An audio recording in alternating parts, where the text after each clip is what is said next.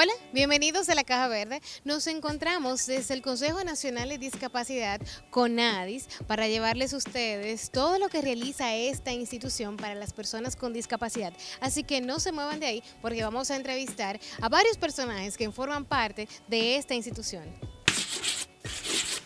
Hola, bienvenidos a la Caja Verde. A propósito de que este 13 de diciembre se conmemoró o se celebró el Día Internacional de las Personas con Discapacidad, por eso me encuentro ahora en el CONADIS con el señor Guillermo Díaz, quien es el encargado de inclusión educativa aquí en el CONADIS. Hola, ¿cómo está? Hola, ¿cómo te sientes?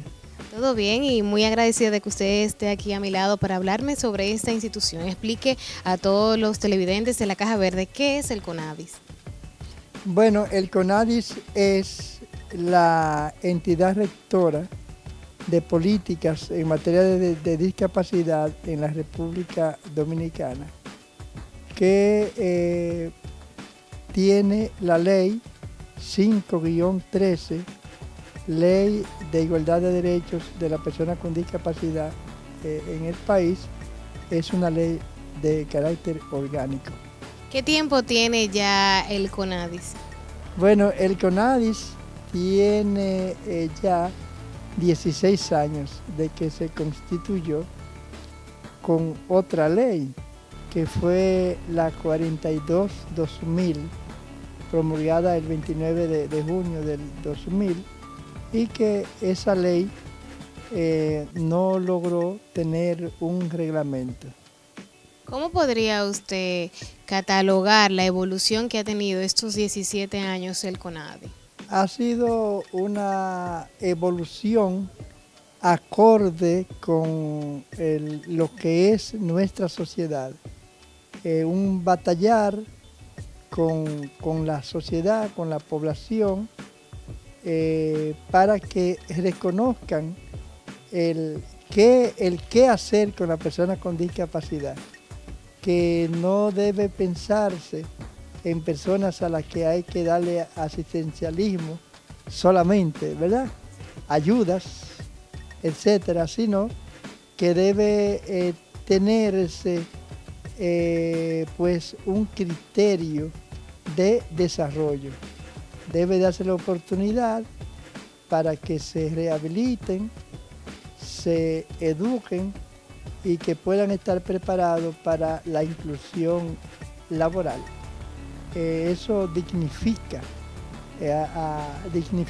a esta población. Ese ha sido realmente el trabajo continuo que se ha hecho. Y en los últimos 4 años ha habido una modalidad que es bueno que se resalte, y es que se ha ido al territorio, se ha ido a todas las comunidades con un programa que se llama Saliendo del Escondite. Ese programa consiste en que haya un contacto con toda la población donde se va, para que sus autoridades públicas y civiles sepan qué hacer con las personas que se encuentran allá, que tienen la condición de discapacidad. Se hacen talleres con representantes del Estado, piénsese en los municipios, ayuntamientos, ¿verdad? En los diputados, en los senadores, en el senador del lugar, de la provincia correspondiente, con los regidores, pero también, como te dije, con la sociedad civil, por ejemplo, clubes, iglesias, hasta los políticos, para que sepan qué deben hacer a favor de esta población en su comunidad, que es simplemente reconocerle sus derechos y su dignidad y actuar en consecuencia. Entonces esos talleres se realizan para que todas las personas sepan cómo incluir en su vida diaria a las personas con discapacidad. Y en el sentido de las personas con discapacidad, ¿qué tipo de talleres ofrece el CONADIS? Y el CONADIS lo que hace es que trata de que tanto en el ambiente físico de todo el territorio nacional, y eso está incluido en los talleres, hayan las mínimas posibilidades de que las personas con discapacidad puedan desenvolverse, desempeñarse en su vida cotidiana. Y se pueden desempeñar si hay aceras adecuadas para que personas en silla de ruedas puedan desplazarse, si no hay muchos hoyos para que personas con discapacidad visual puedan desplazarse y caminar sin que vayan a encontrar un hoyo o un vehículo estacionado, etc.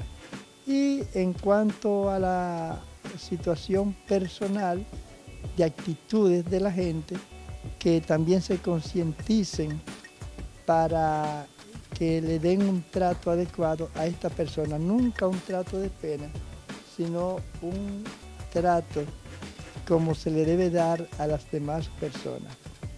El mismo término de persona con discapacidad no se utilice para que suene más bonito para este segmento poblacional, sino para que se entienda que en primer lugar es una persona de la que se trata y en tal virtud debe dársele ese tratamiento.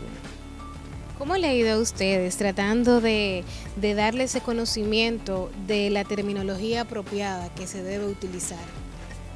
Porque ha ocurrido que en el devenir de los tiempos en la República Dominicana y en el mundo, se tenía la idea de que una persona con discapacidad era objeto de que se le ayudara.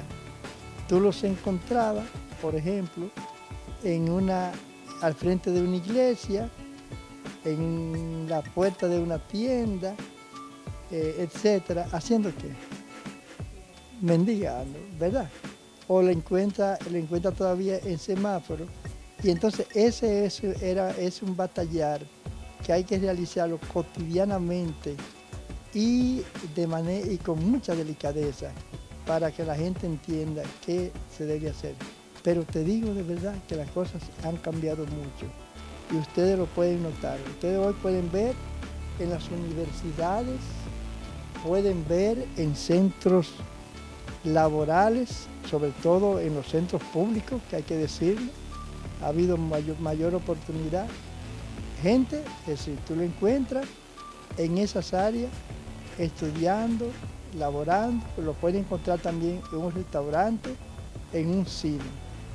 Pero necesitamos que la cobertura sea mayor, que más personas que tienen esta condición se beneficien de esas facilidades que brinda nuestra sociedad.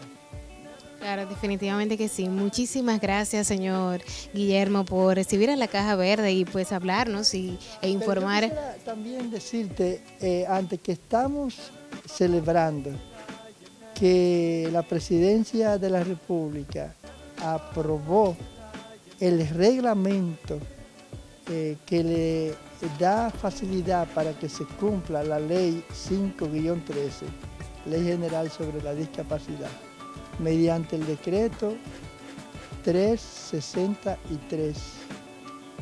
Bueno, muchísimas gracias, don Guillermo, por recibir a la Caja Verde. Y ustedes no se muevan de ahí, de Acento TV, porque seguimos informando sobre el CONADIS. Bueno, y en definitiva, la ciudad debería estar adaptada para cualquier tipo de discapacidad y para eso justamente está el CONADIS, para orientar. No se muevan de la Caja Verde porque seguimos desde aquí, desde el CONADIS.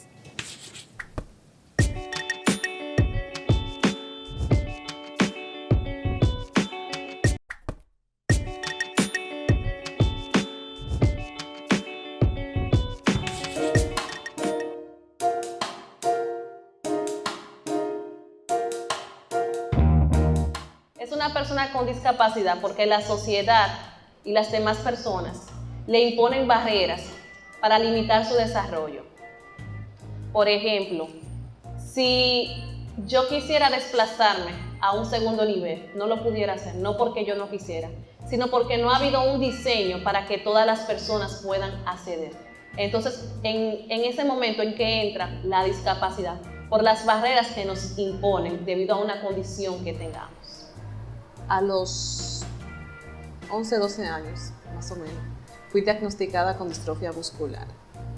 A raíz desde que los 9 años, tuve caída, dificultades para caminar. Es entonces cuando se motivan mis padres a llevarme al médico y fui diagnosticada ya a los 12 años con distrofia muscular, que es una condición degenerativa muscular que debilita y hace que las células musculares fallezcan. A partir ya de los 15 años es cuando dejo de caminar. Anteriormente, desde 12 a 15, caminaba con dificultades leves, pero caminaba. Ya entonces 15, 16, ya no caminaba. Todo el transcurso de ahí para allá es entonces que lo hago en silla de ruedas. Se le notifica a un padre de manera tan dramática de una situación tan fuerte que padece un hijo. Evidentemente el padre reacciona o la madre reacciona buscando alternativas, pero al decirnos que no había tratamiento, evidentemente que los caminos estaban cerrados. Aún más devastador fue cuando se descubre que también mi hermano menor tiene la misma condición. Pero no obstante a eso, mis padres hacen todo lo necesario para buscar alternativas y opiniones en el exterior, y por tal motivo fuimos a Estados Unidos. En Brasil se nos hizo un trasplante de células musculares, fuimos a El Salvador, Puerto Rico, pero aún así no tuvo éxito. Una vez se ha hecho todo el procedimiento, incluso para conseguir el dinero para pagar el trasplante, que en ese entonces eran $300,000, que eso fue en el 2001, llevado a la tasa a cambio de peso, era 5 millones de pesos, era una cantidad muy alta para nosotros. Tuvimos que hacer teleradio maratón y ese tipo de cosas para conseguir el dinero. Bueno, hicimos el trasplante, pero realmente no tuvo el éxito que se esperaba. Pero ustedes saben por qué no se le puede decir a una persona inválido, por qué no se le puede decir minusválido. Ustedes saben qué significa la palabra minusválido. ¿Alguien sabe? Minusválido. ¿Y ustedes creen que hay una persona en el mundo que valga menos que otra? Entonces, ¿por qué la usamos? No deberíamos utilizarla. Y la Caja Verde sigue en el CONADIS. Ahora me encuentro con Robert Almonte, quien hace algo muy importante aquí en el CONADIS. Explícanos a toda la Caja Verde. Bueno, yo soy el encargado de la División de Accesibilidad Universal, que es la división del CONADIS que se encarga de velar y de promover la creación de políticas en materia de accesibilidad para las personas con discapacidad. ¿Tú podrías dar así como un brief sobre cuáles son ese tipo de accesibilidad que se tiene a nivel general, un ejemplo en un hogar? Bueno, depende, porque por ejemplo tú puedes tener una persona con discapacidad físico-motora que para habitar un espacio solamente necesite tener una puerta un poco más ancha, o quizás no tener un tope en la puerta al entrar a su casa, o un baño mejor distribuido.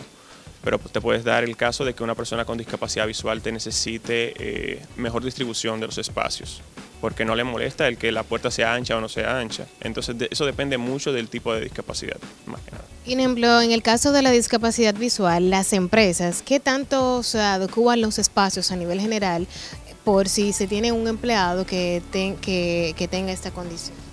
Bueno, mira, para discapacidad visual es mucho más fácil, porque como te decía, es más el tema de la orientación en el espacio, que tú no dejes un obstáculo en el medio, que cuando estés limpiando en las zonas de recepción, por ejemplo, no dejes un letrero donde no va, ese tipo de cosas. O sea, es mucho más fácil para una persona con discapacidad visual. Ya una persona con discapacidad físico-motora, para entrar a un baño en su silla de ruedas, tiene ciertas limitaciones porque necesita un espacio más grande, necesita una puerta más amplia, etc.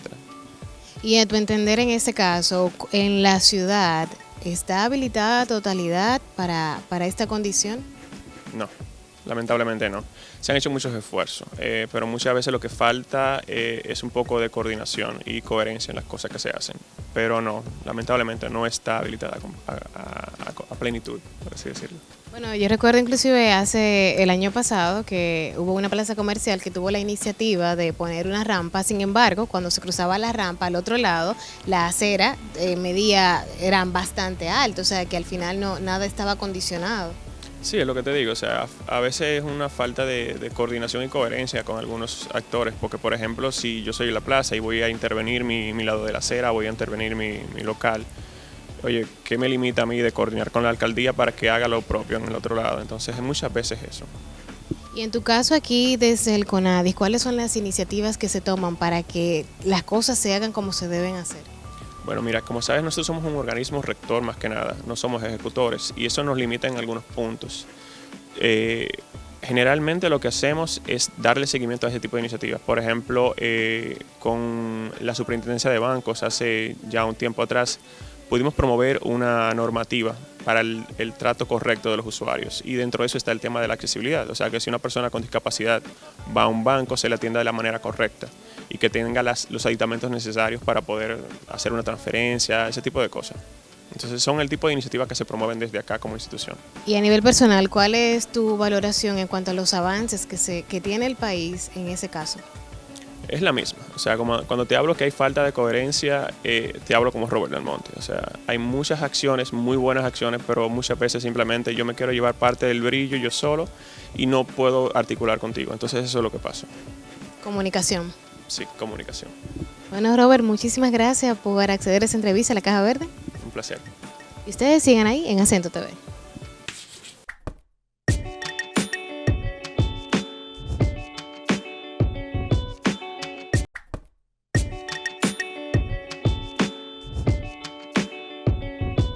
Mi hermano y yo nacimos así, en nuestra familia somos los únicos y nada, nacer así tiene una ventaja que es que nunca hemos visto y nunca nos hace falta como a las personas que ya han visto y pierden la vista.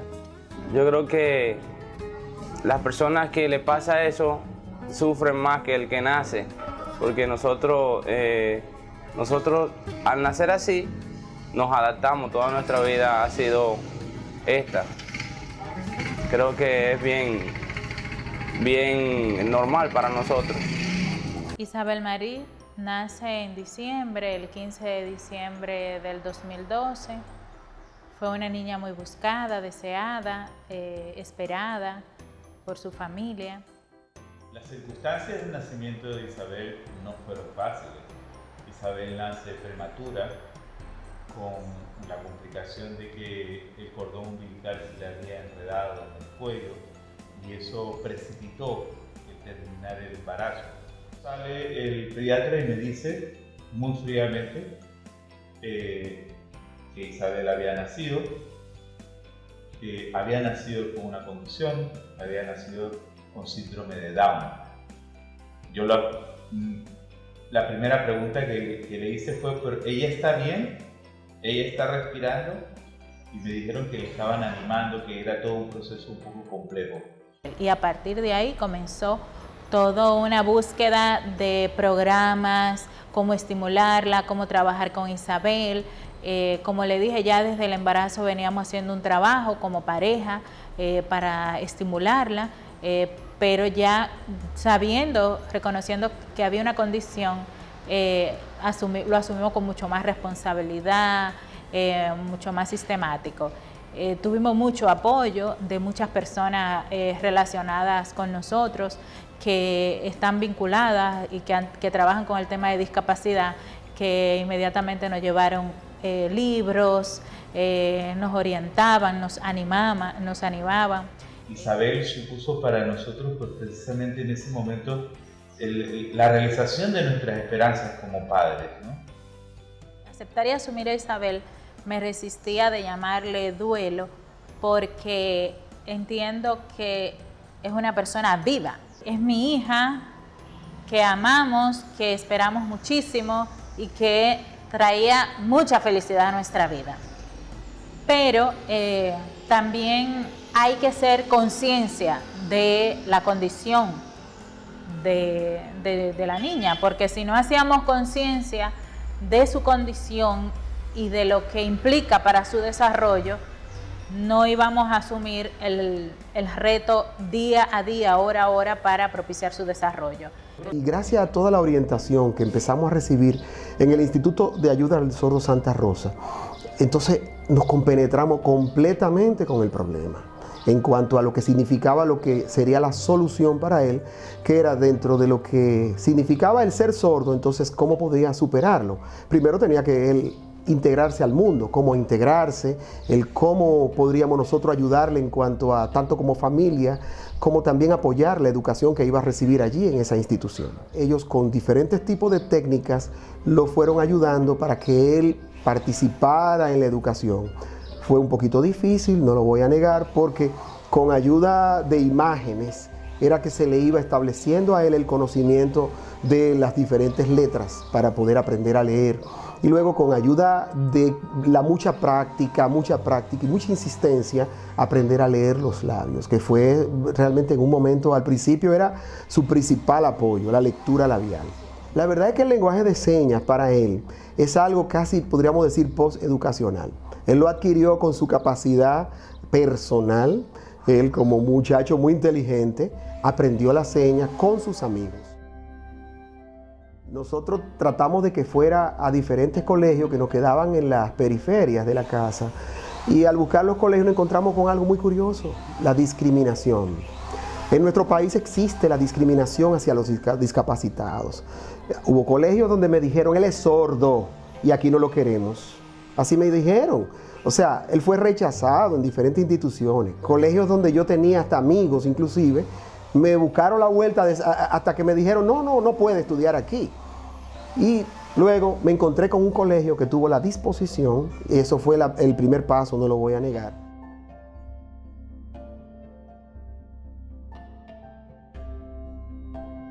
Las principales barreras que tuve que enfrentar eran algunas palabras que no conocía.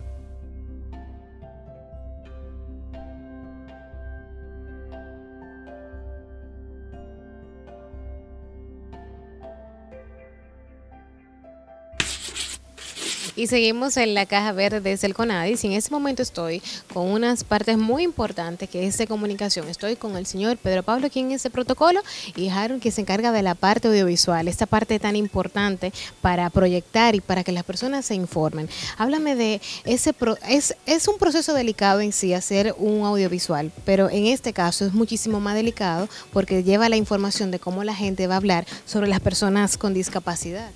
No solamente el tema de cómo tú te refieres a la persona con discapacidad, sino también lo que estamos tratando de hacer es que pueda llegar a ellas, porque vemos que hay barreras en la sociedad, pero no solamente son barreras físicas, sino también barreras comunicacionales.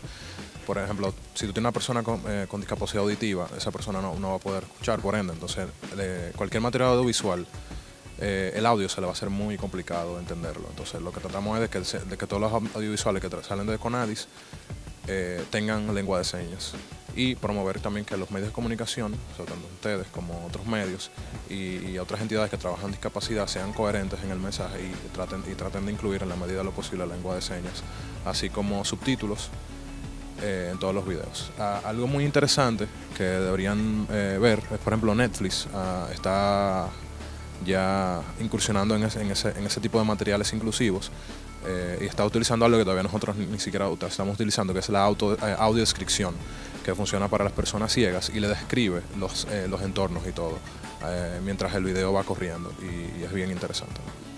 Y a tu valoración como productor audiovisual, en tu caso, ¿cómo tú podrías valorar el avance que tienen los medios de comunicación con este tipo de métodos que debe tener cada uno de los audiovisuales a presentarse?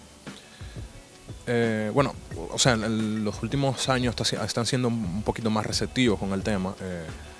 Esto es una muestra, y gracias por lo de productor, por cierto. Pero, o sea, yo entiendo que todavía se puede hacer mucho más con el tema de la comunicación. Es bien complejo, y el hecho de que yo trabaje día a día con personas que tienen algún tipo de discapacidad me ha hecho comprender la necesidad que hay de que esas personas se informen, de que le llegue la información. Es muy palpable cuando hay, por ejemplo, algún tipo de catástrofe climatológica, cómo hay mucha falta de información, y cómo es muy complejo que esa persona pueda informar sobre lo que está pasando, que son cosas de minutos, de horas, y es bien importante que le llegue la información. Claro, y Pedro Pablo, usted que se encarga de la parte de protocolo, háblame de cuál es su participación activa aquí en el CONADI. Bueno, aquí en CONADI, pues, tú sabes, independientemente del protocolo, pues yo pertenezco al área de comunicación y ya tú sabes lo que implica comunicación y relaciones públicas, que uno tiene que estar involucrado en el desenvolvimiento de la institución en sentido general, para así transmitir toda la información que fluye de las diferentes áreas, uno transmitirla a ustedes, a los medios de comunicación, a toda la gente que está interesada en saber qué está pasando en el área del CONADI, en el área de la discapacidad, qué está pasando. Entonces, pues, desde aquí nosotros, pues, trabajamos esa parte, y como es natural, cuando hay que trabajar ya en la parte de protocolo, con ciertas actividades, pues también uno, como es natural, se involucra en eso. Pero como eso tú no lo ves todos los días, sí, tú ves todos los días las informaciones, las noticias que van evolucionando y que tú tienes que dar, pues ahí estamos nosotros, pues junto a todo el equipo de comunicación, dando y sirviendo y recabando informaciones para transmitírsela a la ciudadanía en sentido general. ¿Qué le hace sentir, señor Pedro Pablo, cuando un mensaje que sale de aquí del CONADI es captado por la población y es informado y es educada y sale de aquí del CONADI? Bueno, me siento bien porque mayormente nosotros, aparte de que nuestra misión es informar, por ejemplo, en esa parte de la discapacidad, informarle a todo el mundo, pero cuando uno ve que esa información está llegando y que la gente la está recibiendo y que lo que uno quiere que la información diga y eso, que la gente la asimile, pues eso le hace sentir bien cuando, por ejemplo, las personas con discapacidad, uno le manda un mensaje, sobre todo con las personas sordas, que son las personas que tienen un poco más de dificultad, para que le llegue la información y uno ve que esa información llega hacia ellos y ellos la reciben, pues uno se siente bien. Es lo mismo que con las personas ciegas, con las otras discapacidades también, que uno le da la información, y con la misma ciudadanía, cuando uno le dice a la ciudadanía sobre la terminología, sobre el trato digno a las personas con discapacidad, y uno ve que la ciudadanía está atendiendo el llamado, que está asimilando la información, pues nosotros como comunicadores, como comunicación, como departamento, como CONADI, claro que nos sentimos bien. Qué bien, muchísimas gracias por acceder a esa entrevista a la Caja Verde. Dos partes importantes del CONADI, que es la parte audiovisual y la parte también de relaciones públicas. No se muevan de la Caja Verde. Gracias por mantener la sintonía con la Caja Verde. Síguenos en las redes sociales como @LaCajaVerdeRD, tanto en Instagram como en Facebook, y en todas las redes como Acento TV. Hasta la próxima.